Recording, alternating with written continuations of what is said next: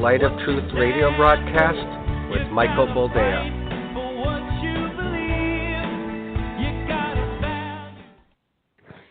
Once again, as always, welcome to the program and thank you for joining us. Before we get started, I must apologize. I am a bit under the weather. I don't usually get allergies. I've always been a pretty healthy guy, other than the gout and the arthritis. But man, this ear is killing me. So my eyes are watery and itchy. My nose is runny. I am not feeling at all up to par, yet here I am, because I promised you I would be here, and I am a man of my word. I've always strived to keep my word whenever possible. This is why I don't give my word very often, because when I promise somebody something, I do my utmost to follow through. I do my utmost to actually do what I promised I would do. And I know that in today's day and age, that's I don't know, odd. Let's call it that. Let's call it odd.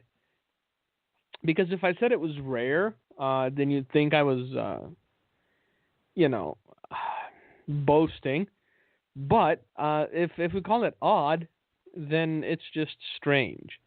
Because wherever you turn, whatever the context, whether preachers or politicians, nobody's striving to keep their word anymore.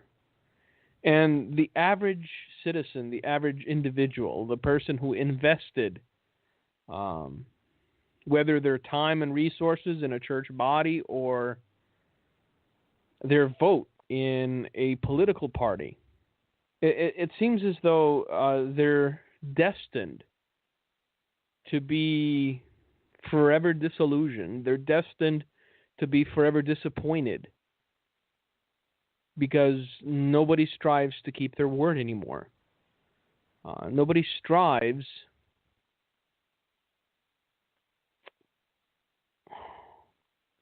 to be the way men are supposed to be the way Christians are supposed to be, where your word is your bond. Remember those days?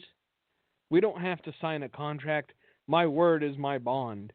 Those days are long gone. Now, if you want to get somebody to mow your lawn, you have to make them sign waivers in case they, get a paper cut from one of the grass blades. They don't sue you or something. This is what the world has come to. It's not for the better. It always astounds me when people equate progress with betterment. We've not been bettered in our character as the human race with the onset of progress. We've not been bettered in our demeanor. We've not been bettered in the way we interact with other human beings. We've not been bettered insofar as our patience goes. People are becoming worse with each passing day. You can see it. You can feel it. Whether you're driving and somebody cuts you off and then they slam on their brakes because they want to make a point, even though you were going the speed limit, or you're at the store and somebody gives you the evil eye because, well, you happen to patronize that place and actually keep them employed by buying, a mango and some spinach. People are just getting stranger and stranger. I don't know. It's something I've been noticing lately. It's something that has been standing out. It's not that I've been trying to ignore the idea. It's not that I've been trying not to notice, but it's becoming more pronounced is the best way I can put it. When something becomes pronounced and it stands out, and I notice it repeatedly, it forms a pattern. And when I start noticing this pattern, I'm like, all right, some things do this. And I know that those of you listening to the program today, or those of you listening to the recorded audio are likely in the same boat. You're noticing the same thing. And so I'm just bouncing this idea off of you because it might just be me. It might just be that people in Wisconsin are getting worse, but the people in New York are perfectly, legitimate and happy and smiling, or people in North Carolina or wherever you might be. But I get the sense that generally speaking, people are becoming more ill-tempered. Their fuse is getting shorter by the day. And I fear that it won't take much to detonate an already smoldering powder keg. It's just a feeling that I've been having of late. And it doesn't just have to do with politics, although that plays into it, because I've seen people that are blood relations almost get into fist fights over who they voted for or over who they didn't vote for. But it's just this general malaise, this general discomfort and unhappiness. I can't put my finger on it. I can't really put it into words, but I know that you know what I'm talking about. There's that feeling in the air that something's not quite right. And it's only growing. But anyway, this is the Light of Truth radio broadcast, in case I haven't mentioned it. I am your host, Michael Boldea, with the itchy eyes and the runny nose. And I'm in a bit of a quandary because, well, nothing happened this week. At least nothing, newsworthy, so I'm at a loss for what we're going to be discussing. I kid, of course. The question is, where do we begin? Because a lot happened this week. And it's just amazing to me how out of touch those reporting on what is happening in the world can be, and how manipulative they get when it comes to protecting their agendas. A while ago during one of the broadcasts, I said you'd be hearing the term fake news a lot more often. What I didn't make evident, and what I couldn't really foresee at the time, was that the idea of fake news would get turned on its head, and it would be used as a weapon against those that started the meme of the fake news. And it's not even surprising anymore. It's not even something that you're like, wow, I can't believe they said that, because they march in lockstep. Whatever news station you happen to be on, you change it to the other news station, and they're using the exact same talking points, the exact same language, the exact same syntax. And so you know that this is a coordinated effort, and it's continual, and it's ongoing, and it's never ending. Look, this is propaganda on steroids. There is no other way around it. There's no other way to define it. It's simply propaganda on steroids. And I think that it will come back to bite them in the haunches, because you can only cry wolf so many times. You can only cry wolf so often for so long before people simply start to tune you out and no longer buy what you're selling. And man, for the last 100 days, somebody's cried wolf. Now, I realize that the predominant topic is Russia, and Russia is guilty of everything from, making you gain weight, to the atmosphere being smoggy, to everything in between. Because some people are so deluded in their mindset that they cannot take responsibility for their failures. Their ego, their id, will not allow them to take responsibility for their failures. And so they have to blame somebody. And why not the Russians? Why not pick a fight with one of the other superpowers of the world? Because that always ends well when you pick a fight with another superpower. But they don't care. They're obsessed. They don't care about fallout. They don't care about collateral damage. They don't care about people's reputations being tattered and torn, even though they did nothing criminal or they did nothing wrong. They care. They are zealots in the truest sense of the word. They are zealots, and if they have to destroy their own reputations and risk their own jobs in order to repeat certain demonstrably false talking points until they're blue in the face, then that's what they will do. Everything is fascistic nowadays. That's another term that's becoming very popular. Fascist. Everyone is either a fascist or a racist or a misogynist or some variation of a term with a negative connotation. And what's worse is that because it's being repeated so often, passionately, some people are starting to believe it. Buying into the idea without anyone having properly defined what it is they're buying into. You see, this is what happens when words no longer mean things. When we define what a word means based on how we're feeling, rather than by the definition set forth in, Webster's dictionary. A fascist is a totalitarian. A totalitarian simply removes opposition. They simply remove obstacles, and oftentimes they do so in a permanent fashion.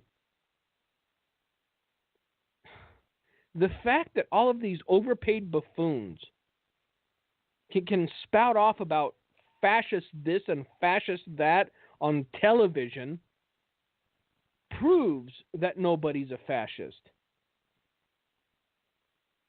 And that fascism, as they put it, is not alive and well in America. It's just astounding to see these things play out. It's the best drama on television, to be perfectly honest with you. But it's also sad because it goes to show that these people care not a whit about the well-being of the nation. They care not a whit about the notion of unity, because we're dragging that dead horse all over the place. Unity! They don't care about unity. They don't care that it's weakening the nation. They simply don't care. If they're not in power, they're going to be petulant children and try to obstruct wherever they can. But like I said, I think the pendulum is about to swing because people are just sick and tired of being lied to, of being handled, of being played, of being manipulated, and of having propaganda shoved down their throat every single day. Yet these people seemingly feed off of each other's lunacy to the point that now the Crypt Keeper herself is back in action. She's actually considering another presidential run after 2 failed attempts. Well, you know what they say, third time's the charm. But seriously, how delusional do you have to be to keep doing the same thing and expecting a different result? It's astounding to me that some of the most powerful media outlets in this country are giving wind to her sails, and they're actually agreeing with the idea that she'll have a chance in 2020.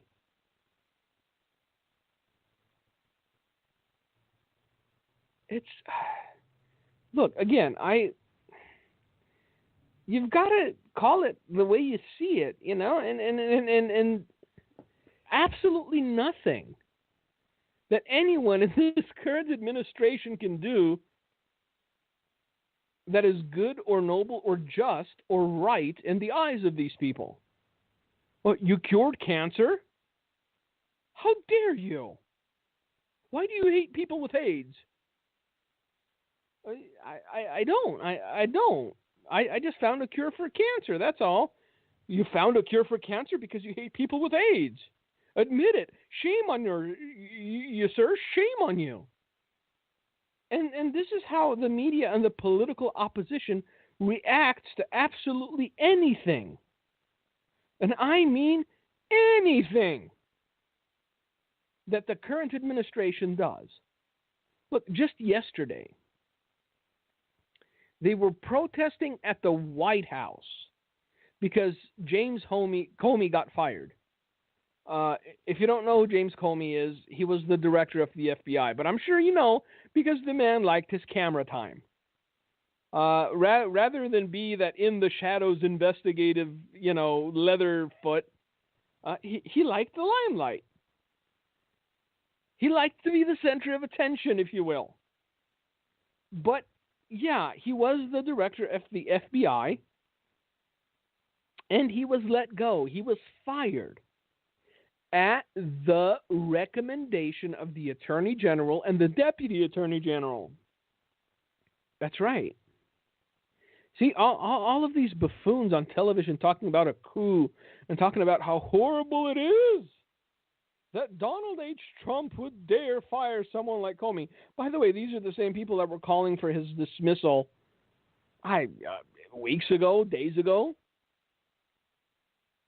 But it was the recommendation of the Attorney General and the Deputy Attorney General, and all that Donald Trump did was accept the recommendation of the AG and the DAG.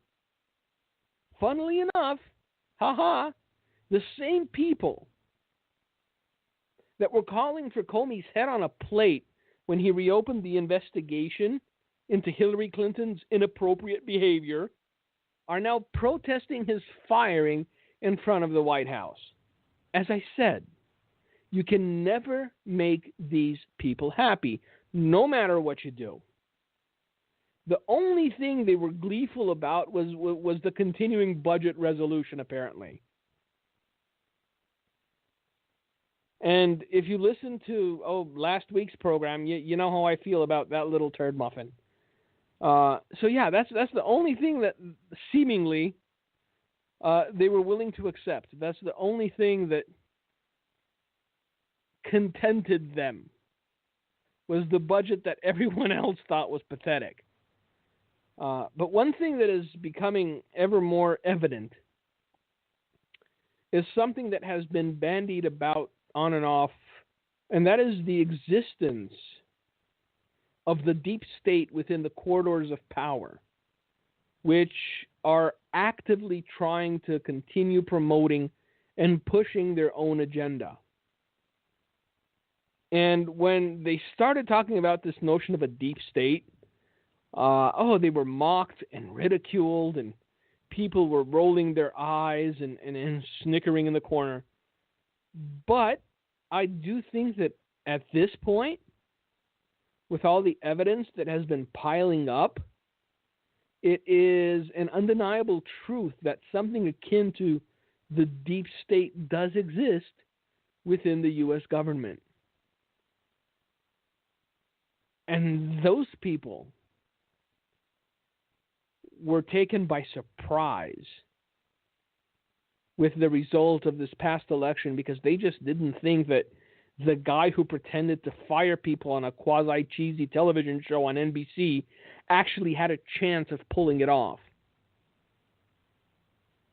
They never thought in a million years that he would win and become the 45th president of the United States. And so they rested on their laurels. They thought they had job security. Man, 4 years of Depends Barbie would just be a continuation of Obama's policies. So they weren't going anywhere. And then, boom, their worst nightmare came to life. And they're scrambling, man. And there's nothing like throwing a wrench in the machinery to make them scramble. It's the whole sewer rat analogy all over again. They're cornered now. And they're getting dangerous. And we haven't seen the last of anything. Yes, the Russians still did it. Just ask Maxine Waters. Even though there's no evidence, again, no evidence of collusion. But then again, when has evidence or lack thereof ever stood in the way of a good narrative for the Democrat Party? It's just, I keep promising myself that I'm not going to talk about politics in this, and then you have a week like this, where it's just astounding to see what these people said less than a month ago and what they're saying now. Look, how exactly can this woman get away with saying that no, there is no evidence of Russian collusion, but that she believes it took place nonetheless? It is absolutely surreal and unreal. This woman is an elected official, and she is lobbing accusations at the President of the United States without an ounce of evidence to back them up. And we will likely be putting up with this for the next 4 years, give or take. And the more time passes, hear me out, the more time passes, the more unhinged these people will become. There's no such thing as courtesy or common sense anymore. There's no such thing as knowing when to shut up in this country anymore. Well, technically there is. Especially, about the shutting up part, only if you don't have the pre-approved opinion. And you have, countless 20-somethings now acting like petulant 5-year-olds, screaming and hollering and lashing out whenever they hear something or they're confronted with something that they don't like or that they don't agree with. On the whole, generally speaking, if you will, people just don't know when to bite their tongues. They think that every errant thought that crosses their beleaguered brain is worth spouting off. It's just astounding. What was it? The president just announced that he's launching a commission to investigate election integrity, which honestly should be something that everyone should get on board with, shouldn't it? I mean, we all want the electoral system to be fair and whatnot. We all want, every vote to count. We all want fraud and other means of voter intimidation to cease, don't we? It should be something that, as they like to put it, should have bipartisan support. Unity. Bipartisan support. Well, I just ran across this article as I was doing the mic test before we went live, and I think it's very telling. Who is opposing this seemingly inoffensive commission? President Donald Trump, or at least his announcement that he is launching a commission to investigate election integrity, was only hours old before a politics professor at Rutgers University began organizing educators to resist the effort. So we need to identify whom and then identify what. Professor. at Rutgers University. That's the who. The what is that they began organizing educators to resist the effort of launching a commission to investigate election integrity. On Thursday, the White House announced that the president would sign an executive order creating the commission and charging it with reviewing the 2016 election to determine if there was any widespread vote fraud or vote suppression. As I told you, during the election cycle, 1 to 3% was baked in the cake. That's about how much voter fraud took place, between 1 and 3%. And if this commission goes on, my opinion, let's put it that, my assessment will be borne out. I promise you. Now, the commission is to be headed by Vice President Mike Pence and Kansas Secretary of State Chris Kobach, the White House said. The commission will review policies and practices that enhance or undermine the American people's confidence in the integrity of federal elections, a White House official reportedly told the Daily Caller.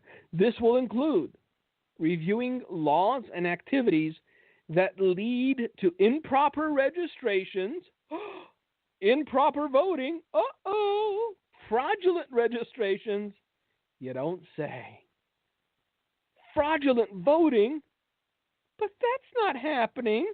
Why do you think they're so resistant about voter ID laws? Why do you think they bend over backwards and start screaming bloody murder every time anybody brings up the notion of voter ID laws? Look, you need to have an ID in order to buy alcohol, cigarettes, collect unemployment, collect welfare. I guarantee you, the people that they're saying they want to protect already have ID. The only reason that they're opposed to voter ID laws is that because it would cut down on the fraud. That's it. Voter ID would cut down on the fraud, and they don't want that. Now, the commission would serve to fulfill another one of Trump's campaign promises to root out voter fraud. Just after his election, for instance, Trump said he would launch a major investigation into illegal voting. But the news of the new commission had barely been reported when a Rutgers political science professor began organizing her resistance to the effort to investigate voter fraud. Lorraine Carroll Manit, a professor of political science as well as an associate professor of public policy at Rutgers University Camden, jumped to an educator's listern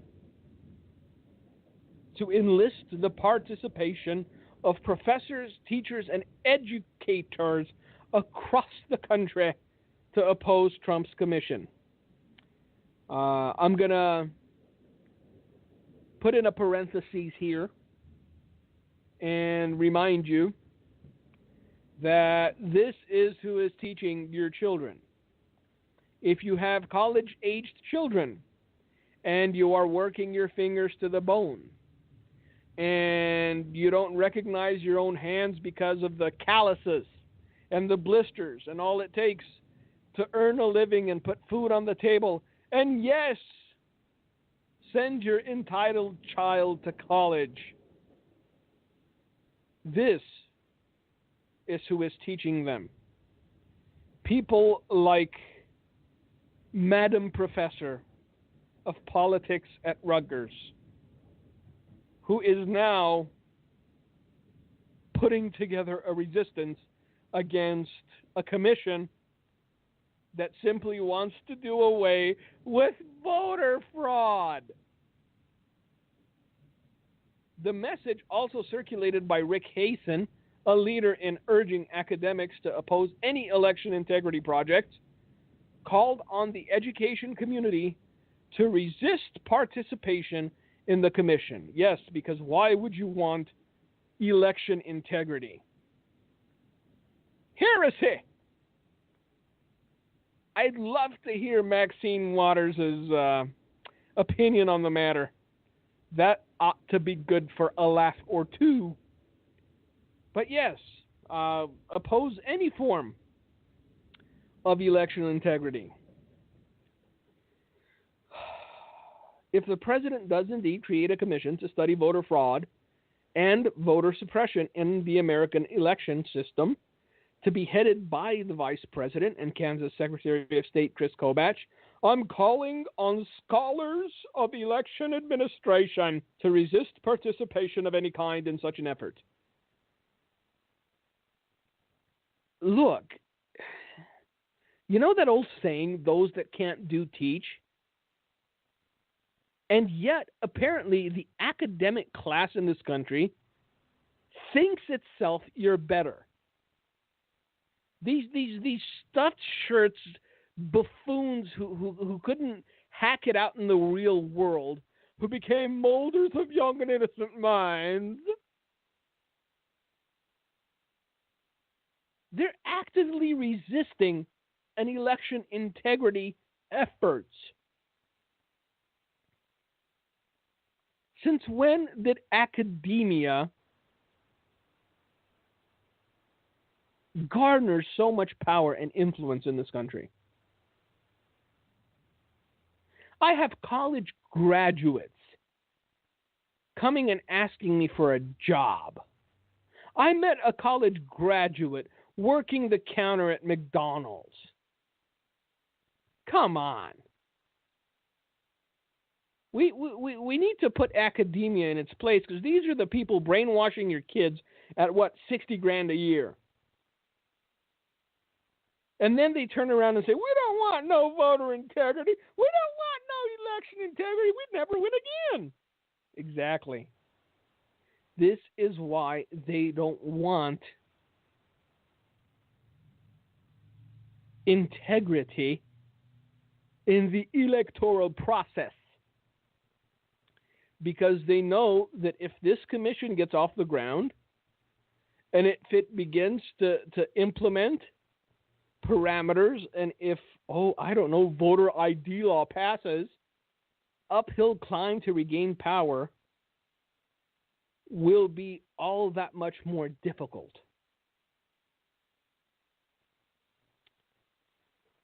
So this professor, Rick Hasen, apparently says this: we should expect a Pence-Kobach commission to find, quote-unquote, evidence of rampant voter fraud across the U.S., and to recommend proposals to amend the Voting Rights Act and the National Voter Registration Act to require proof of citizenship to register and a national voter ID requirement, among other changes that will be damaging to voting rights and therefore damaging to democracy. So again, to ask someone to prove their citizenship, which is the only way that you are eligible to vote in this country, to actually ask someone to provide ID in order to elect the next president of the United States, that would be damaging both to voting rights and to democracy. I rest my case. Academia needs to be tarred and feathered because it is what they deserve. If in your polluted, convoluted mind, you think that asking someone to prove their citizenship and actually show ID when they show up to the voting booth is damaging to democracy, You need to be in a straitjacket, not molding young minds. Not only did the Rutgers professor urge educators to turn their back on Trump's commission, but she went on to propose they create their own working group to present alternate facts to Trump's effort. Now, in case you don't know the modern day lingo, alternate facts are also known as lies. So basically, what this woman is attempting to do is not only turn its back on Trump's commission, she's attempting to undermine it and come up with lies in order to thwart election integrity. This woman needs to lose her job because she's teaching what? Politics.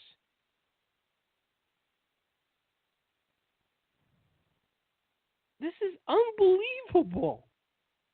She continues, high on her soapbox, drunk with impotence of her own power. I am proposing a commission of scholars and voting rights advocates to gather information and inform the public. The public's informed. Did you notice the last election?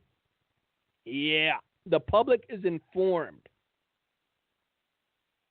Such a commission or a working group of some kind does not need the participation of partisan luminaries or politicians for credibility. With the assault on democracy underway, see, again, because they lost, because the Crypt Keeper, a.k.a. Depends Barbie, lost, there is an assault on democracy underway. And this monolith of stupidity continues and says, the most important divide is not between Democrats and Republicans. It is between lies and truth, between democracy and authoritarianism. That's right, asking somebody to show ID when they show up to cast their vote for the most powerful position in the world is authoritarianism.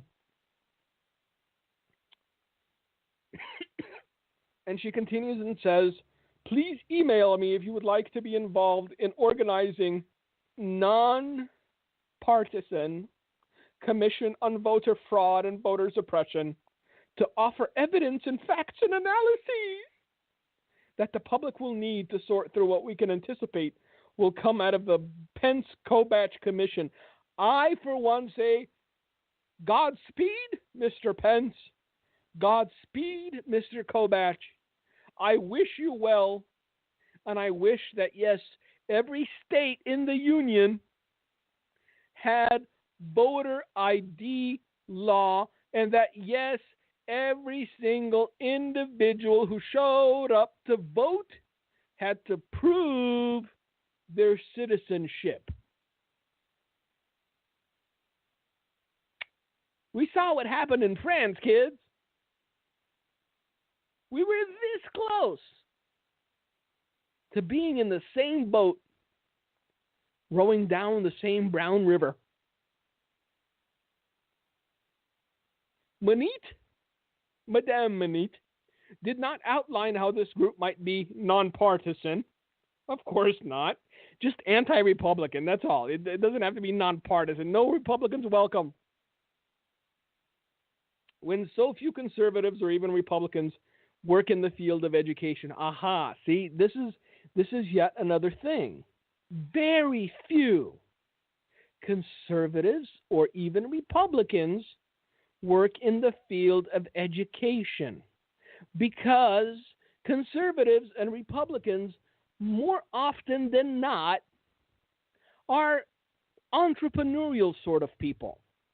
They're pulled themselves up by their bootstraps sort of people. They're the kind of people that can do so they don't have to resort to teaching, like Madame Manit. responding to Professor Manit's proposition, a spokesperson for the Public Interest Legal Foundation said, "The ink isn't even dry on the paper yet, and the resistance movement is already having fits." Why? Because the organized left is losing territory. It, for generations, has lorded over with an almost perfect monopoly. Now, if you want me to translate, the not so politically correct version of what this person is trying to say is that the Democratic Party has been lording over the poverty plantation for generations. I know I'm going to get blowback. I know I'm going to catch flack. You know it's the truth. The Democrats have been lording over the poverty plantation for generations. It's the gimme party. And so if they can give a little more government cheese, if they can give a little more benefit, if they can give a little more something to take from somebody else and give to someone that doesn't want to work, then they know that their vote is certain. How do you think Maxine Waters gets elected? And now they're seeing that slip away. And this person has it right. They just didn't have the backbone to call it as they see it. They didn't have the backbone to actually say, this is why. They've lorded over this segment of the population with an almost perfect monopoly. And this person concludes and says, tinkering with election rules is a final safe harbor for a partisan entity that has lost on ideas and finds itself in the political wilderness. This is how the left acts when you play in their sandbox. And those are very, very true words. And once again, I feel I must point this out. These are the people teaching your kids. Person is a professor who is categorically opposed to the idea of electoral integrity. Like I've said before, I don't think that the election would have had the same results had it taken place a few years later. Look, the constant brainwashing of the young in this country is absolutely mind-boggling. You have seemingly bright young people going gaga over Bernie, the mad scientist Sanders, and his socialism, not bothering to look around and see what socialism has done to countries such as Venezuela or Cuba, any other place. But that's beside the point, you know. Even though nobody was ever able to make socialism work, ever, well, you know, we're smarter than all of them and we can make it work, right? Is that the way it goes? Do we really think that we can make something that is a demonstrable failure work here because we'll do it different than how they did it? Ever. Socialism has been tried. It has failed. That's it. No caveat, no except in this one place. And yet people gravitate towards it like a mosquito to a bug zapper. Now, all the stuff that's been going on hasn't just been in the U.S., you know. Globally speaking, there's also things going on, most relevant of which, of course, I think, was the French election. And the fact that, well, the French are as cowardly as their actions make them out to be. That's it. And the question that I have for the French people is this. Who will come to save you when they attempt to turn your country into an Islamic state, and when they start throwing people off of roofs or beheading them in public? Huh? Who will come to save you, you cowards? When they start throwing people off of roofs like it was nothing. Look, I know it was the Allies and the Americans who sacrificed their young in order to free you from the Nazis, but who, pray tell, do you expect to come and save you from the Islamists? Look, some nations deserve their fate. It's just the way it is. France now deserves everything it has coming to it because it made a choice. And it chose subjugation rather than freedom. That's it. It's not a mystery. It's not complicated.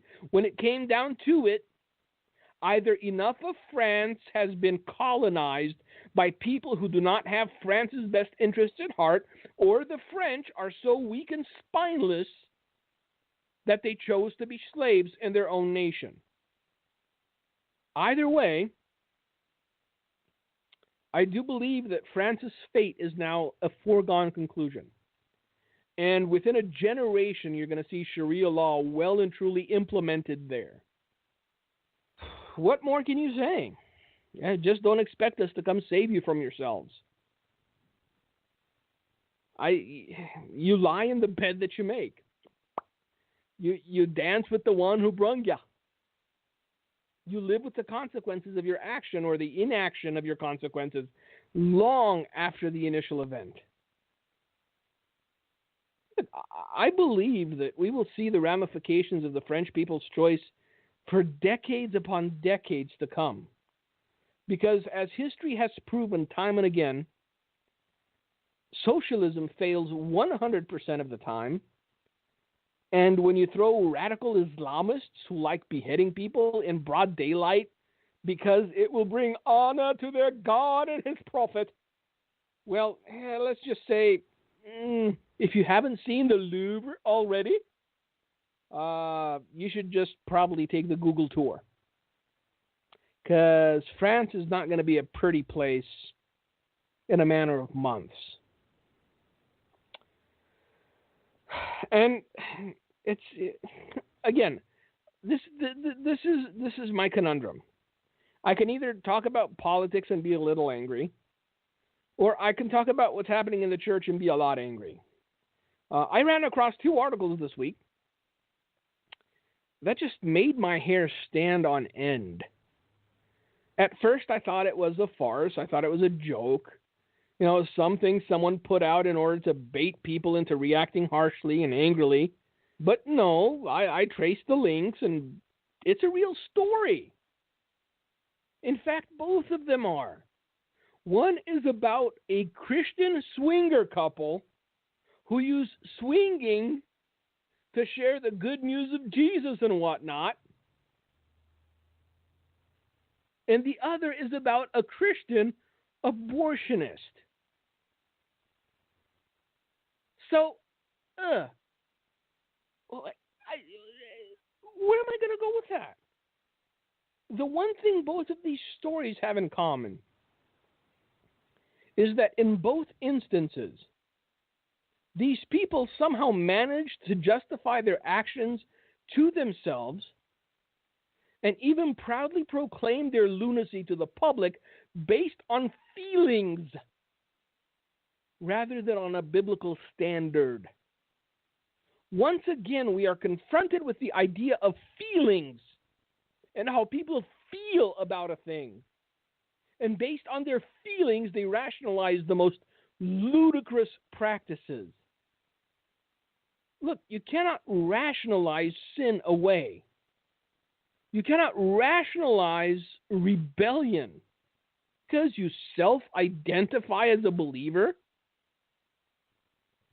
The adage still holds true. A good tree bears good fruit. And a bad tree bears bad fruit. That's it. That's the litmus test. And your feelings don't matter a smidge. I don't care how you feel about something. I care about what God says about the topic. Look, man can rationalize every aberrant behavior under the sun. And they do. Because they don't have either a plumb line or a standard by which they must live. They can rationalize every sin known to man by using their feelings as the basis for their rationalization, or worse, by butchering the Word of God to make it suit their chosen perversion and predilection.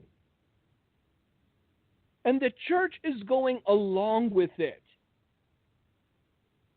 In case I need to remind you, Christian swingers who use swinging as a means to minister, and a Christian abortionist who believes he's being kind and loving by killing babies. Look, every single time I dare to go to a news site or read a news feed, I'm all the more disgusted and disturbed by what men are passing off as perfectly fine Christian practice, and even encouraging others to follow in their twisted footsteps, because the more the merrier. And I guess if you can drag 10 or more with you, I don't know, you get a group discount when you walk through the gates of Sheol. And again, we need to bring it back to perspective here. If this is going on in supposed Christian circles, if this is going on among people who call themselves believers, people who call themselves saints, people who call themselves saints of God, if this is going on in the church, what expectation can we possibly have of those in the world? What expectation of righteousness can we possibly have of those who are in the darkness if those who purport to live in the light are practicing such things and justifying them? This is the question that we must answer. And this is the conundrum that I was faced with today. Again, a little angry or a lot angry. I guess I'm both. Because juncture, at this point, it's only a matter of time before judgment begins in the house of God. Not only is there no repentance in the house of God, outright perversion and outright sin and the murder of the innocent is being presented as something that God is in favor of. And with that, I leave you for today. Lord willing, we will be back here next Thursday. We will be live. Hopefully my eyes won't be as itchy or my throat as scratchy. But thank you for joining us tonight. Thank you for taking the time. And until next time, may God bless you and may He keep you. And with that, Gino, it's all yours. Please visit our website at handofhelp.com. If you have questions about our ministry, you can email us at handofhelpoffice@aol.com or simply call us at 920-206-9910. God bless you.